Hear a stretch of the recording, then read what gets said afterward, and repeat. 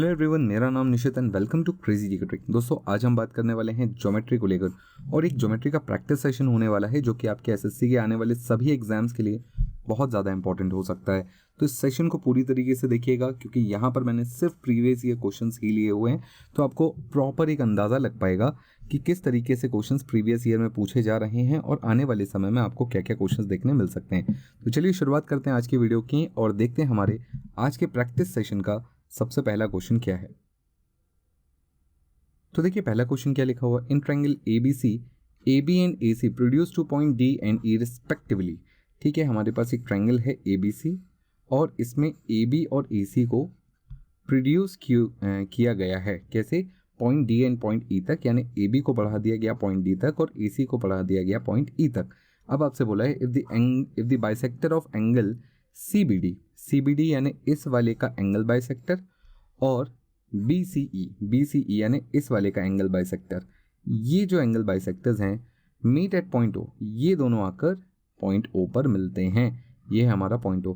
BOC की value देखो, BOC ये वाला एंगल अगर 57 डिग्री है, find the value, then find value of angle A। इस वाले एंगल A की आपको वैल्यू निकालनी है। अब देखो यहाँ पर आपको ये पता होना चाहिए कि अगर ये एक्सटीरियर एंगल के एंगल बाइसेक्टर्स हैं और ये एंगल अगर थीटा है तो ये वाला एंगल कितना होता है? ये होता है 90 माइनस थीटा बाई 2। बोलो ठीक है, सिंपल है, कोई दिक्कत नहीं। तो 90 minus theta by 2 equals to 57। तो हम क्या करेंगे, इसको इधर ले आएंगे, इसको इधर कर देंगे, तो ये कितना हो जाएगा? ये हो जाएगा 33 इक्वल्स टू थीटा बाई 2। बोलो ठीक है, तो थीटा की वैल्यू कितनी आ जाएगी? 66 डिग्री, यानी हमारा ऑप्शन सी सही आंसर हो जाएगा।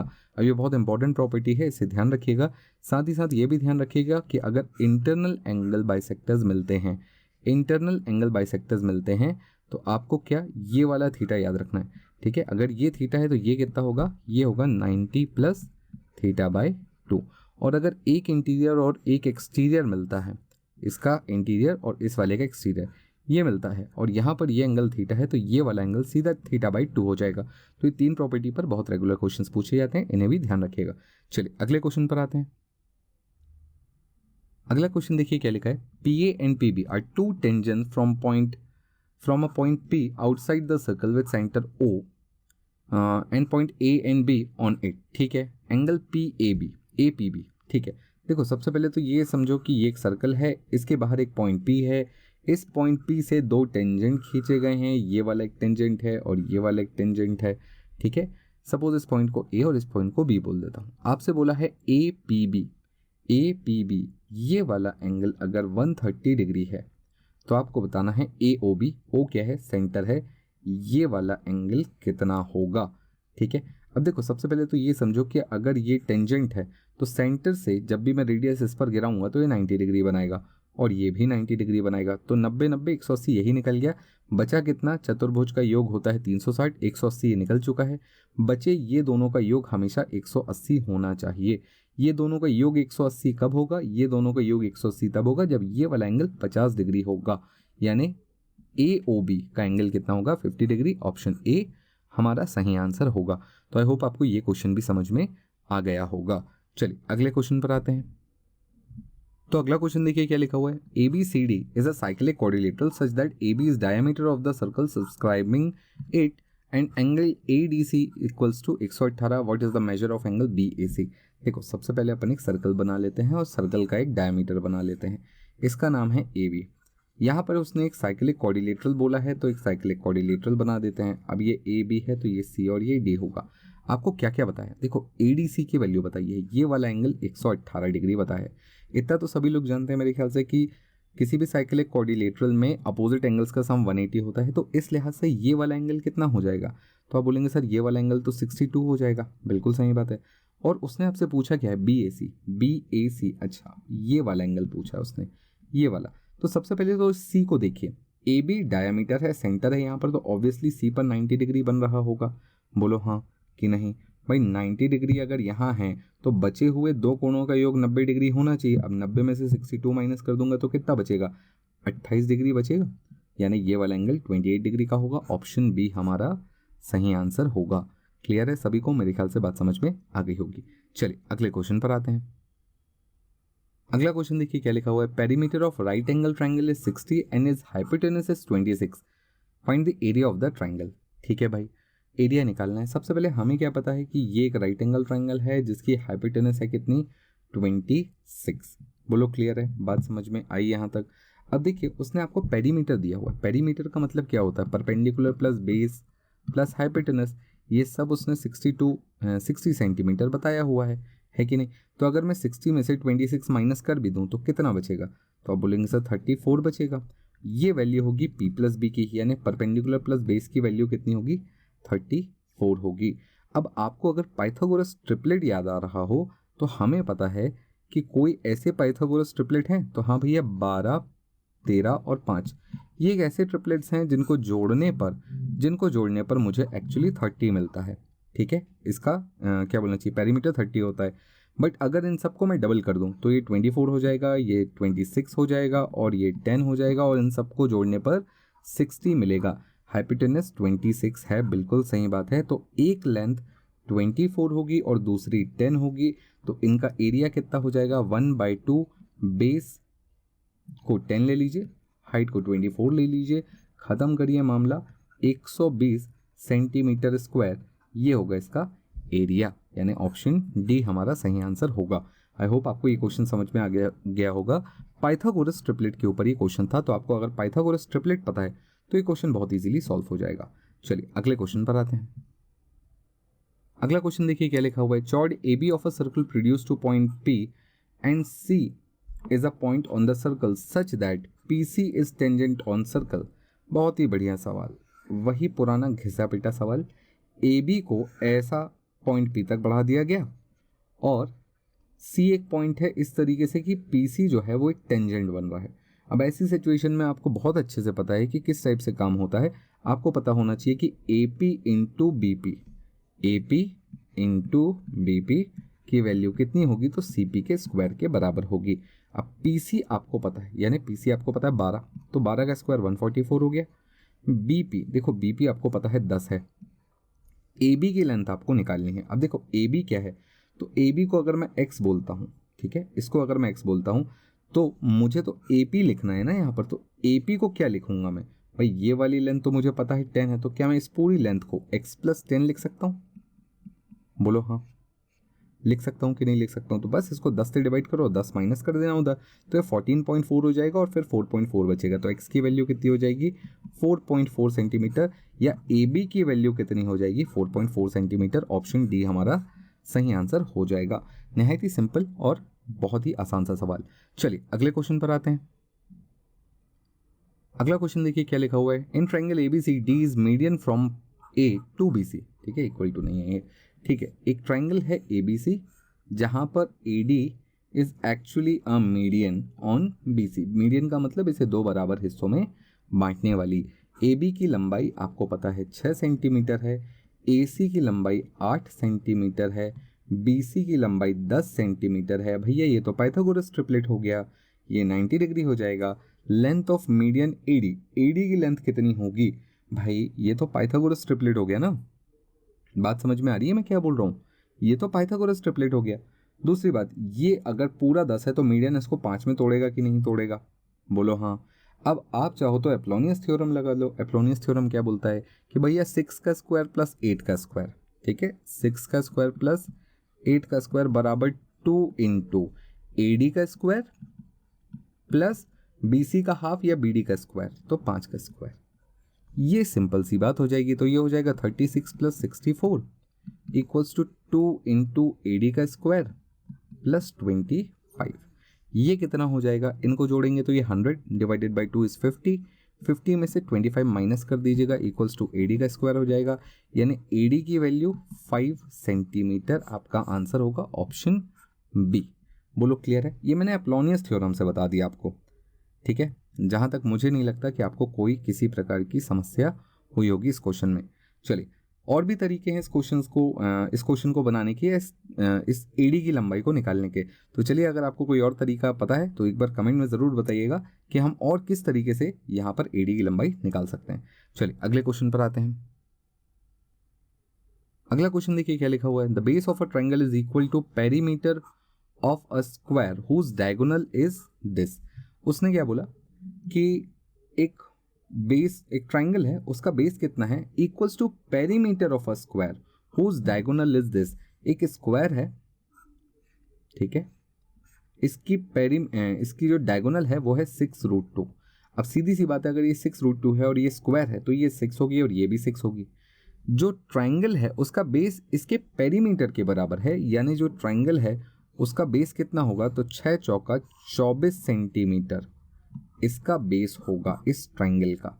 आगे क्या बोला है, it's height equals to the side of squares whose area is this. ठीक है, इसकी जो हाइट है वो कितनी है, ये इतनी है एक स्क्वायर के एरिया के साइड के बराबर। हाइट कितनी है, एक ऐसे स्क्वायर की साइड के बराबर जिसका एरिया है 144 सेंटीमीटर स्क्वायर। ठीक है, अब ये हाइट कितनी होगी या ये साइड कितनी होगी, तो आप कोई भी देखकर बता सकता है कि सर ये साइड तो 12 रही होगी। यानी इसकी जो हाइट है ये कितने सेंटीमीटर है, 12 सेंटीमीटर है। आपसे क्या पूछा है, एरिया ऑफ द ट्राइंगल, इस ट्राइंगल का एरिया कितना होगा, तो 1/2 बेस इंटू हाइट। बोलो ठीक है, 12 इंटू 12 144 सेंटीमीटर स्क्वायर। और ये क्वेश्चन बहुत ही सिंपल था, बस शब्दों को जो घुमाया गया था उसमें आप घूमना नहीं है, उसमें फंसना नहीं है। अगर आप कायदे से इस क्वेश्चन को बनाओगे तो बहुत ही सिंपल सा क्वेश्चन है। चलिए अगले क्वेश्चन पर आते हैं। अगला क्वेश्चन देखिए क्या लिखा हुआ है, P Q R is a cyclic quadrilateral. ठीक है, P is 4 times angle R and angle S is 3 times angle Q. ठीक है भाई, साइक्लिक क्वाड्रिलेटरल है। साइक्लिक क्वाड्रिलेटरल में पी क्यू आर ऐसे लिख लेते हैं अपन, चलो पी क्यू आर और एस। एंगल पी कितना है, 4 टाइम्स ऑफ एंगल आर, तो अगर ये एक्स है तो ये 4x होगा। ठीक है, and S is 3 times of Q, अगर ये y है तो ये 3y होगा। बोलो क्लियर। अब हमें सबसे पहले ये पता करना है average of angle Q and R. Q और आर का एवरेज कितना होगा, या basically x plus y upon 2। मुझे क्या निकालना है, x प्लस वाई अपॉन 2, इसकी वैल्यू निकालनी है। कैसे निकल सकती है वो सुनो। अगर मैं इन सबको ऐड करके इक्वल्स टू 360 रख दूं तो ये वैल्यू तो नहीं आ पाएगी। यहाँ पर सबसे पहले आपको ये पता होना चाहिए कि सम ऑफ अपोजिट साइड्स हमेशा 180 होता है, यानी 4x और x इन दोनों को जोड़ने पर 180 आएगा, यानी 5x की वैल्यू 180 आएगी। बोलो ठीक है, तो x की वैल्यू कितनी हो जाएगी, 36। इसी प्रकार अपोजिट एंगल्स का सम कितना होता है, 180 होता है, तो 4y की वैल्यू 180 है। बोलो हाँ। तो इन दोनों को जोड़ने पर 180 है तो 4 से डिवाइड करने पर कितनी आएगी, तो y की वैल्यू हो जाएगी 45। तो बस हो गई कहानी खत्म। x प्लस वाई बाई 2, इन दोनों का एवरेज ही तो चाहिए था, दोनों को जोड़ देते हैं, ये हो जाएगा 1181 अपॉन 2। बोलो क्लियर है, 40.5 डिग्री ये इनका एवरेज एंगल होगा। ऑप्शन ए हमारा सही आंसर होगा। तो बहुत ही सिंपल सा क्वेश्चन था, मेरे ख्याल से अब आपको समझ में आ गया होगा। चलिए अगले क्वेश्चन पर आते हैं। अगला क्वेश्चन देखिए क्या लिखा हुआ है, base of a triangle is equals to perimeter of a square whose diagonal is this and height is equals to side of square whose area is this, find the area of the triangle. अभी थोड़ी देर पहले मैंने आपको same लगभग यही question कराया था, थोड़ी सी वैल्यूज चेंज थी। तो अब आप इस पर्टिकुलर क्वेश्चन का आंसर मुझे कमेंट बॉक्स में बताएंगे। जैसे मैंने पहले क्वेश्चन किया था वही आप इसको भी करेंगे और आंसर मुझे कमेंट बॉक्स में बताएंगे। चलिए अगले क्वेश्चन पर आते हैं। अगला क्वेश्चन देखिए क्या लिखा हुआ है, बहुत ही बढ़िया सवाल। 2 circle of radii 15 centimetre and 10 centimetre intersect each other and length of their common chord is 16 centimetre, what is the distance between their centres. बहुत ही बढ़िया सवाल। और ये रहे 2 सर्कल जो कि इस तरीके से एक दूसरे को इंटरसेक्ट करते हैं, ये उनके सेंटर्स हैं। कॉमन चॉर्ड की जो लेंथ है वो है 16। अगर मैं इसको इस तरीके से जोड़ता हूँ तो 8 ऊपर और 8 नीचे, ऐसी वो बढ़ आएगी। अब एक की रेडियस है 15 और एक की रेडियस है 10।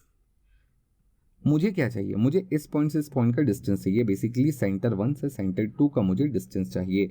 अब आप मुझे खुद बताइए, ये राइट एंगल ट्रायंगल बन गया कि नहीं। यहाँ पर भाई ये 90 डिग्री पर कट करता है, इतनी प्रॉपर्टी तो मेरे ख्याल से आपको पता होगी। ये 90 डिग्री पर कट करता है, तो ये 8 है, ये 10 है, तो ऑब्वियसली ये 6 हो जाएगा। तो ये वाली साइड तो मुझे पता चल गई 6, ये वाली मैं पाइथागोरस ट्रिपलेट से निकाल सकता हूँ। दोनों को जोड़ दूंगा तो आंसर मिलेगा ऑप्शन सी। अब आप बोलेंगे सर आपने इतनी तेज कैलकुलेट कैसे किया, तो मैंने कैलकुलेट किया ही नहीं, मैंने 6 देखा और देखा कि कहीं पर भी 6 प्लस में एक ही ऑप्शन दिख रहा है, दैट इज ऑप्शन सी। बोलो क्लियर है, सिंपल है, इजी है। अगले क्वेश्चन पर आते हैं। अगला क्वेश्चन देखिए क्या लिखा हुआ है, the side P Q and P R and triangle अच्छा ये of triangle P Q are produce to point S and T. ठीक है भाई, ये एक ट्रायंगल है जिसका नाम है पी क्यू आर। ठीक है, इनकी पी क्यू और पी आर को बढ़ाया गया, पी क्यू और पी आर को बढ़ाया गया। कैसे बढ़ाया गया कि ये पॉइंट एस तक जाए और ये पॉइंट टी तक जाए। The bisector of triangle S Q R, ठीक है। एंड अच्छा ये ट्रायंगल नहीं है बेटा, ये एंगल है, इसको ठीक कर लेना। ठीक है, मीट एट यू, इन दोनों के एंगल बाइसेक्टर्स मिलते हैं यू पर। आपसे बोला है क्यू यू आर, अगेन ये एंगल है, बार बार ट्रायंगल लिख दिया इनने। ठीक है, 59 डिग्री है, तो आपको बताना है मेजर ऑफ एंगल पी। यार ये वही क्वेश्चन हो गया जो थोड़ी देर पहले किया था, लगभग वही है, घुमा फिरा कर फिर वही क्वेश्चन है। ये वैल्यू कितनी होगी 90 माइनस थीटा बाई 2, जिसकी वैल्यू 59 डिग्री है। आपको थीटा की वैल्यू निकाल लेना है, बहुत इजीली आप निकाल भी लोगे, मुझे पूरा भरोसा है आप पे। चलो अगले क्वेश्चन पर चलते हैं अपन।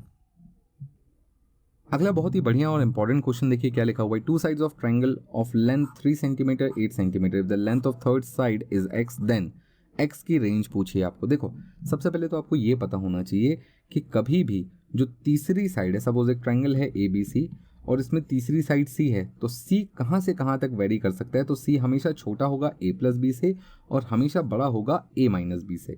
ठीक है, तो अगर मैं इस लिहाज से देखूँ तो 8 और 3 कितना होता है 11, तो ये हमेशा 11 से तो छोटा होगा, बट 8 और 3 का अंतर कितना होता है 5, तो ये 5 से बड़ा होना चाहिए। यानी ये जो तीसरी साइड है ये 5 से 11 के बीच में कुछ होनी चाहिए, 5 से ज़्यादा होनी चाहिए और 11 से कम होनी चाहिए, यानी ऑप्शन बी हमारा सही आंसर होगा। तो एक इंपॉर्टेंट प्रॉपर्टी है, ध्यान रखिएगा। जनरली बस लोगों को ये वाला हिस्सा पता होता है, ये वाला नहीं पता होता है, तो इसको भी ध्यान रखिएगा। चलिए अगले क्वेश्चन पर आते हैं। अगला क्वेश्चन देखिए क्या लिखा हुआ है। If M is the mid point of side B C of triangle A B C, ठीक है, and area of triangle A B M is 18, then area of triangle this. देखो यार बहुत ही सिंपल सा क्वेश्चन लग रहा है वैसे तो मेरे को, ये ए बी सी, ठीक है, बी सी का M is the mid point of B C, B C का मिड पॉइंट है M, triangle A B M, इसका एरिया है 18 सेंटीमीटर स्क्वायर, तो ए बी सी का एरिया कितना होगा 36 होगा। नहायत ही सिंपल क्वेश्चन हो गया, 2021-80 में ऐसे क्वेश्चन भी पूछे गए हैं भाई। चलो अगले क्वेश्चन पर आते हैं। अगला क्वेश्चन देखो क्या लिखा हुआ है। Find the circumference of a circle whose diameter is 12 inch. बहुत ध्यान से सुनना भैया, डायामीटर भले ही इंचेस में दिया हो पर आपसे जो पूछा है वो सेंटीमीटर में पूछा है, तो यूनिट कन्वर्जन का खेल है। अब आपको सबसे पहले ये पता होना चाहिए कि 12 इंच कितने सेंटीमीटर के बराबर होती है, तो ये लगभग 30 पॉइंट समथिंग सेंटीमीटर्स के बराबर होती है। और दूसरी बात ये डायामीटर है, ठीक है, ये क्या है डायामीटर है, तो हमें पहले तो रेडियस निकालनी पड़ेगी। बोलो बात समझ में आई कि नहीं आई। चलो आगे बढ़ते हैं, निकालते हैं रेडियस। तो सुनो रेडियस कितनी होगी 6 इंचेस होगी कि नहीं होगी भाई। 6 इंच को 6 इंचेस को अगर मैं कन्वर्ट करना चाहूँ सेंटीमीटर में तो कितना आएगा, सेंटीमीटर में कन्वर्ट करूँगा तो ये आएगा लगभग 15.24 सेंटीमीटर के आसपास। ठीक है, अब आपको क्या निकालना है, फाइंड दी सर्कमफेरेंस। सर्कमफेरेंस का फॉर्मूला क्या होता है 2 पाई आर, पाई यानी 22/7 और आर मतलब 15.24। बोलो क्लियर है, बात समझ में आई कि नहीं आई। 15.24 को अगर मैं 7 से डिवाइड करता हूँ तो पूरा पूरा तो डिवाइड नहीं होता, बट फिर भी मुझे लिखता है कि ये 2 पॉइंट समथिंग 2 दशमलव कुछ जाएगा, तो इसको मैं 2.1 के आसपास या 2.2 के आसपास तक मैं इसको डिवीजन मान सकता हूँ। ठीक है, अब बस इसको मल्टीप्लाई कर लीजिए तो क्या हो जाएगा 44 इंटू 2.1, तो लगभग ये 90 के आसपास जाता है मेरे ख्याल से, लगभग ये 90 के आसपास जाता है। वैसे तो 92 के आसपास जा रहा है, तो जहाँ तक मुझे लगता है इस क्वेश्चन का आंसर 90 सेंटीमीटर के आसपास होना चाहिए। ठीक है, और अगर कन्वर्जन में इनकेस कहीं कुछ गलती हुई होगी तो आप मुझे कमेंट्स में ज़रूर बता दीजिएगा। मुझे नहीं लगता कि कुछ गलती हुई होगी, बस ये अप्रॉक्सीमेशन कुछ इस प्रकार के आसपास बैठता है। ठीक है, अब जो ज़्यादा एक्यूरेटली परफॉर्म करेगा वो ज़्यादा क्लोज पहुँच पाएगा सही आंसर के। चलो हम चलते हैं अगले क्वेश्चन पर। अगला क्वेश्चन देखिए क्या लिखा हुआ है। Length and width of a rectangle are in the ratio of 5:3 if length is 8 centimetre more 8 metre more than the width, what is the area of rectangle. Rectangle का एरिया कितना होगा, देखो रेशियो कितना है तो 5:3 में, तो अगर लेंथ कितनी बड़ी है तो आप बोलेंगे 2 बड़ी है, सेंटीमीटर्स में 8 सेंटीमीटर्स बड़ी है, या 8 मीटर्स बड़ी है, तो 1 की वैल्यू 4 मीटर, तो 5 की वैल्यू कितनी हो जाएगी, 20 मीटर हो जाएगी, और 3 की वैल्यू 12 मीटर हो जाएगी। बोलो ठीक है। तो एरिया कितना होगा, एरिया क्या होता है, लेंथ इंटू विड्थ, यही तो होता है। तो ये 240 मीटर स्क्वायर, ये होगा एरिया, यानी ऑप्शन ए आपका सही आंसर हो जाएगा। ठीक है, मेरे ख्याल से अब आपको ये क्वेश्चन समझ में आ गया होगा। तो आई होप आपको ये सारे क्वेश्चन समझ में आए होंगे। जितने भी क्वेश्चन थे सारे प्रीवियस ईयर थे। आगे मैं इसके और भी सेशंस लेके आऊँगा। अगर आपको ये सेशन पसंद आया है तो सेशन को लाइक ज़रूर करिएगा, शेयर करिएगा दोस्तों के साथ। मिलते हैं अगले वीडियो में, तब तक keep studying, stay safe, thank you, bye bye, take care and जय हिंद।